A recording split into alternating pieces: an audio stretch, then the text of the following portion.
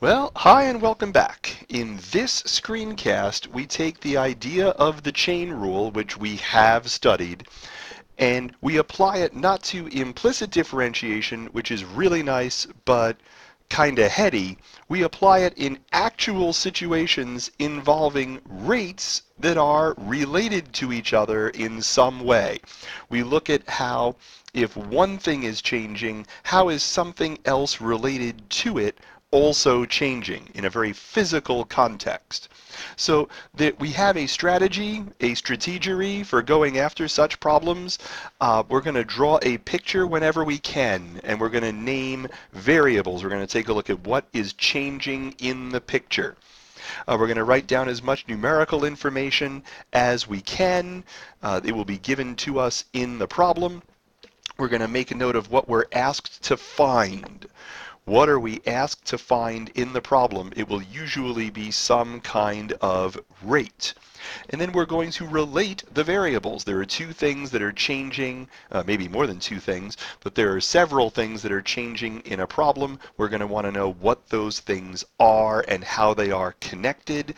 That equation will be differentiated with respect to time, and then we substitute as appropriate. And you'll see this strategy play out. So if you have your class notes printed out, which is basically just these slides on giant pieces of paper, then this page should be available to you at all times. I'm going to work through 4 examples. If you get the idea after 2, great. If not, there are 4.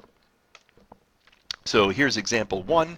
Air is entering a spherical balloon at 10 cubic meters per second. At what rate is the radius increasing when the radius is 5 centimeters?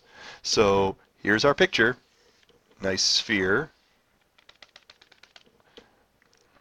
And air is entering the balloon, so the radius is changing. It is a variable. The radius is changing as air comes in.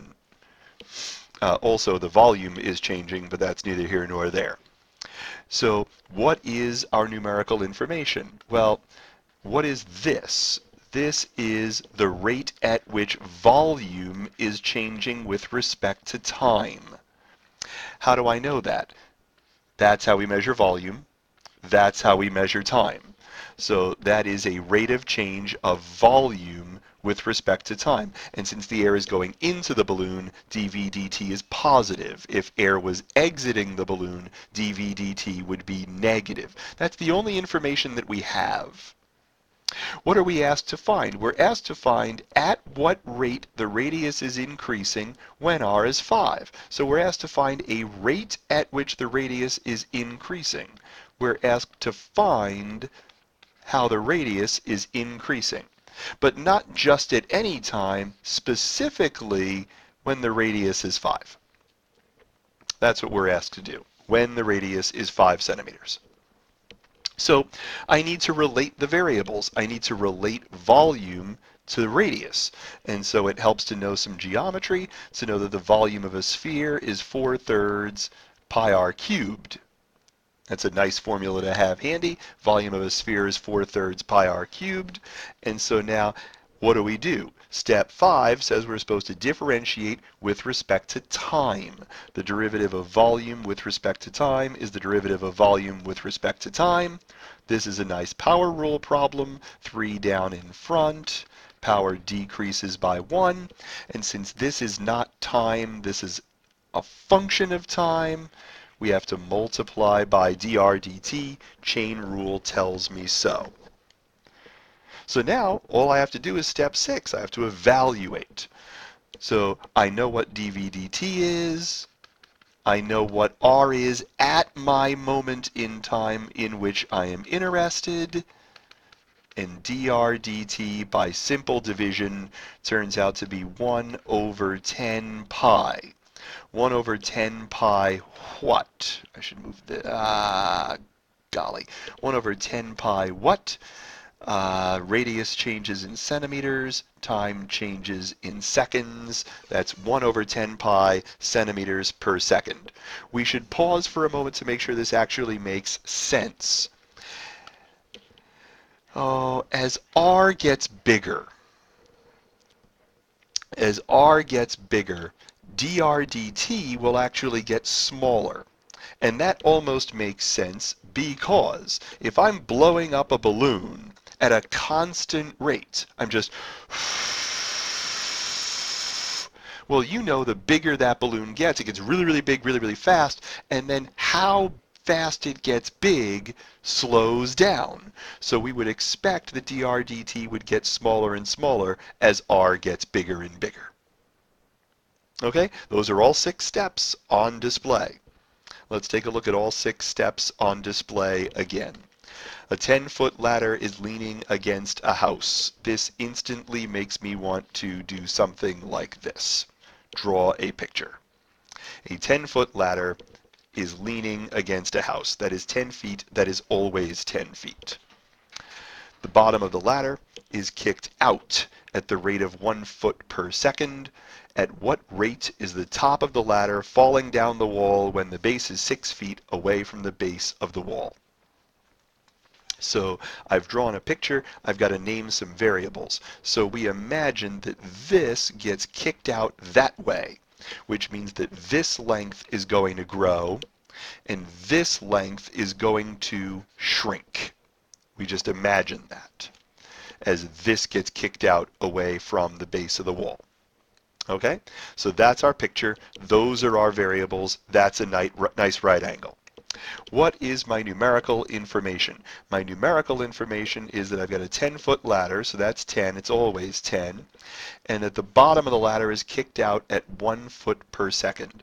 So we know that this distance is increasing at 1 foot per second.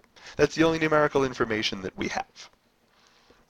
I'm supposed to write down what we're asked to find. We're asked to find at what rate the top of the ladder is falling down the wall, which means we want to know how the top of the ladder is falling down the wall. We want to know how y is changing when the base is 6 feet away from the base of the wall. I don't want dy dt all the time. I want dy dt when the base is 6 feet away from the base of the wall. That's what I want. So now I've got to relate these variables somehow. I've got to relate x to y, and it appears that the relationship between x and y is that x squared plus y squared is 10 squared. That appears to be the relationship between them. So now I'm supposed to take derivatives of both sides with respect to t. That's fairly straightforward. The derivative of blah squared is 2 blah times the derivative of blah with respect to time. The derivative of 100, no matter what variable we're differentiating with respect to, is 0. So now step 6 says we just evaluate as appropriate. We know what x is at our 1 moment in time. We know what dx dt is all the time. If x is 6, guess what y is, friends? 6, 10, yeah, you remember from high school your Pythagorean theorem. dy dt is the thing I'm interested in, and it doesn't take much algebra to show that dy dt is negative 3/4 feet per second. Why feet per second? Because y is measured in feet and t is measured in seconds, so the rate of change is measured in feet per second. Okay? All 6 steps on display. All 6 steps on display again. Jimmy is running from first base to second base on a standard baseball diamond, a square of side length 90 feet. Very doable. Right angles everywhere. 90 feet on the side. Jimmy is running from first base to second.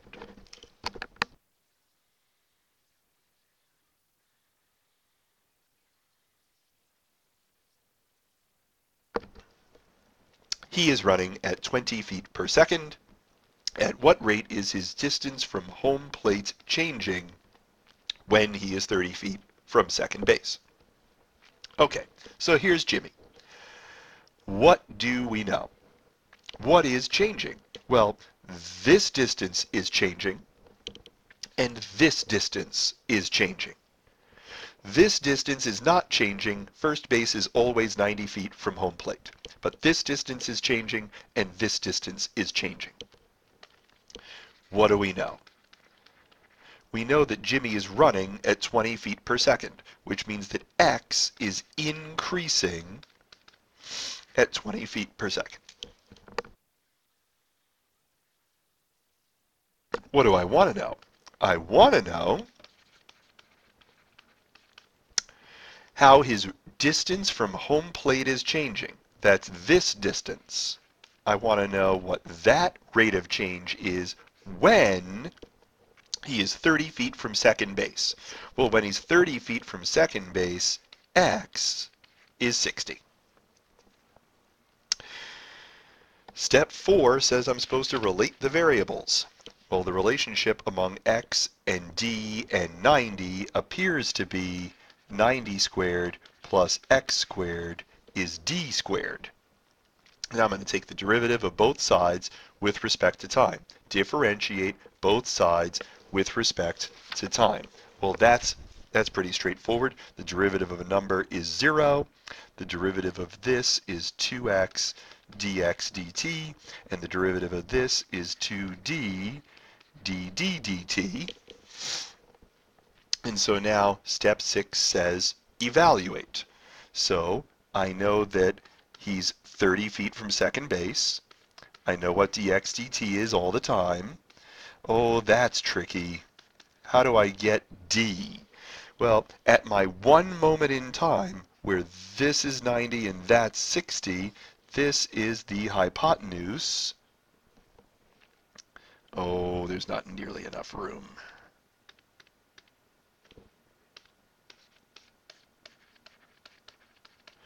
This is the hypotenuse of a right triangle.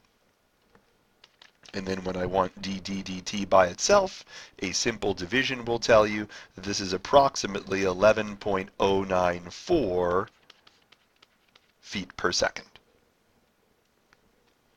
All 6 steps on display. I'll go one more. A rocket is rising vertically from flat ground at 20 kilometers per minute.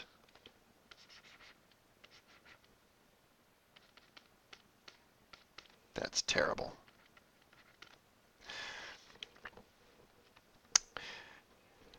A camera 6 kilometers away from the launch point is always watching the rocket. At what rate is the angle of elevation changing when the rocket is 8 kilometers off the ground? So my picture looks something like this. So what is changing? The height of the rocket is changing, the angle of elevation is changing, but the camera is not moving 6 kilometers away from the point where the rocket launched. So that's my picture. What do we know? We know that the rocket is rising at 20 kilometers per minute. 20 kilometers per minute. We know that the rocket is rising at 20 kilometers per minute. If it were crashing, dH dt would be negative. What do we want? We want the rate at which the angle of elevation is changing when the rocket is 8 kilometers off the ground. So what is the relationship between theta and h and 6? What is the relationship among those variables? Well, tangent brings in that relationship. So h is 6 times the tangent of theta. Well, we can differentiate both sides with respect to theta. Derivative of tan theta is secant squared theta.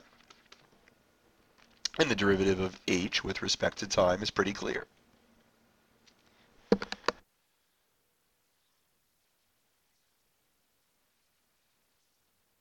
Right? So we're home free if we know what secant squared theta is. And so I take my snapshot at my one moment in time. There's 6, there's theta, there's 8, so that's got to be 10. Secant. Secant is hypotenuse over adjacent. That's secant. Boom. And so it turns out that d theta dt is 6/5. 6/5 what? Theta is measured in radians, time is measured in minutes, so the rate of change is measured in radians per minute. All 6 steps on display. Draw a picture. Name your variables. What do you know?